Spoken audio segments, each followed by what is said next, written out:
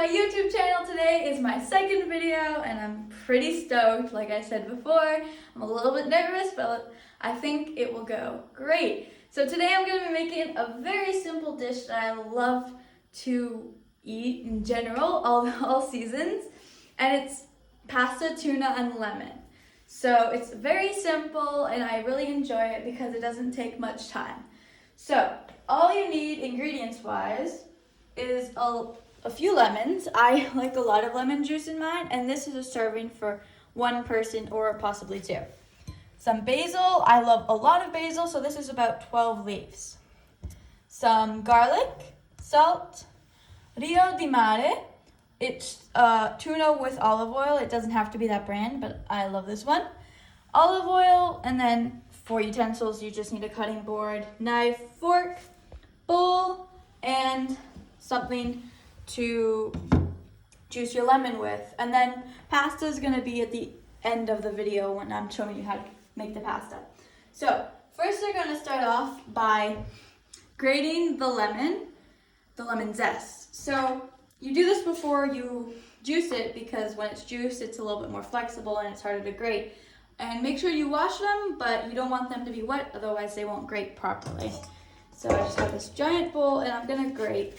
And when you're grating and you see the white inside of a lemon, that's when you know to stop. So I don't like a lot of lemon zest in mine, so I just go just a little bit. And this isn't a very good cheese grater. This is kind of meant for cheese, but it should do. So that's kind of when you know to stop zesting. Okay, that's enough for me. I'm not big on the zest because it gives that sour, pungent taste. So that's not enough for me, but most people like more. So next we're going to actually juice the lemons. You're just gonna cut them in half. These ones are quite small compared to the ones in Canada. So it could be one big one or two small ones. This one is kind of depending on what you enjoy to taste. So if you want something sour, a little bit more flavorful, you can go with more lemon. And you really want to get all that juice out. So that's kind of how it looks like. So there's no juice in it. So I have 2 lemons and they're about medium sized. Okay, so I'm just going to show you what 1 lemon got me, juice-wise. So that's quite a lot. So I think I'm going to stick with this, and if I would like more, I'll just do the other one. So make sure there's no seeds in it. Yeah, that should be good. There's 2 seeds in there, but it's not the end of the world.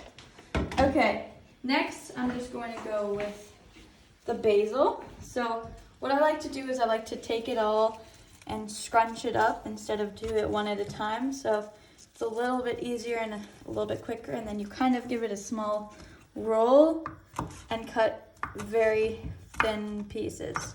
Make sure your knife is very sharp, especially when you're cutting herbs or fresh vegetables. The knife, when it's sharper, it's just a little bit better and quicker.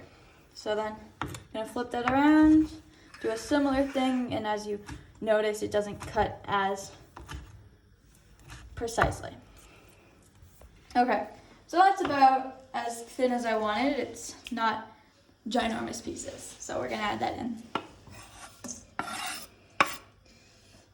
Okay, now we're going to add the tuna, and I love keeping the oil because it gives that very great flavor and just way more flavorful.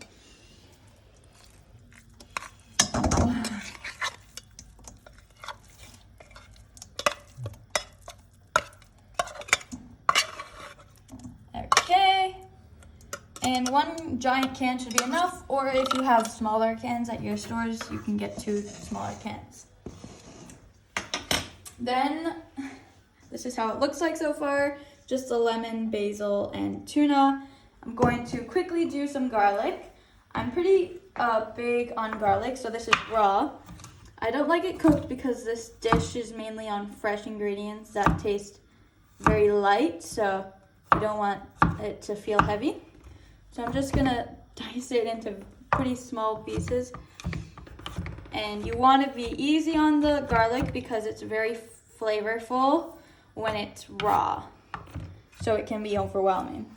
It's actually very healthy when it's raw too. So just gonna give it one more round and we'll just throw it in there. Okay, and into the bowl. So now I'm gonna mix it up, and the important thing is to try it because then you'll know if you want more salt, pepper, lemon juice, even basil, whatever you like if you want more of it. So give that a quick mix, and it should have this texture that's smooth, so you don't want giant pieces of tuna like that. That's not as pleasurable, especially with the pasta, it's just chunky. So you're gonna want a little bit more smooth tuna. Now, some olive oil, thanks to my cameraman who reminded me. So you're just gonna add, maybe that would be about a tablespoon of olive oil, if you wanted to measure it. But this dish I love because you can kind of just hand it and just do whatever you enjoy. Now, I'm gonna give it a small try and see what the salt level is and if I want more of something. Okay, just gonna add a little bit of salt. Plus, when we make the pasta, I salt the water, so I don't want to over salt it. So it might taste bland, but once it's with the pasta, it has way more flavor. So that's where we want to be with our sauce. Sometimes if you like more of something, it might be a little bit more blocky or even smoother. So this is how I enjoy it. And then I'll show you how to make the pasta right now. Okay, so I put the water to a boil, and now I'm gonna add a little bit of coarse sea salt and add some nests of fettuccine pasta. This is my favorite to do with this sauce, but it's pretty optional considering the type of pasta. You do whatever you want. And I'm going to leave that in for a bit and tell you when it's ready. It's been cooking for about 6 minutes. It's just a little bit undercooked because when we bring it over there, it's gonna keep cooking, and even when you're mixing it with the sauce. So now I'm just gonna turn that off and bring it over here. Now, I'm just gonna take the pasta and put it directly in the bowl. No need to strain because even that pasta water makes the sauce way more smooth and a little bit more creamier. So it goes and mixes with the pasta, cameraman, and mixes with the pasta a little bit nicer. So, look at that, that's beautifully cooked. And like I said, this sauce goes with different kinds of pastas. You don't have to just do exactly what I do. Okay, so now, thank you, cameraman. We are going to mix this with the sauce. And you can even add some extra pasta water after if you're not satisfied with how smooth it is. So, that's very creamy. This is my go-to consistency. I'm just gonna take a bowl, take the pasta, and I'm not gonna give too big of a portion, but that's how it looks when it's nicely plated. And even if you wanted to, I won't now, but you can put a little bit of basil and cheese on top. But this is a simple version with no excess things on the top. So let's give it a try. Okay.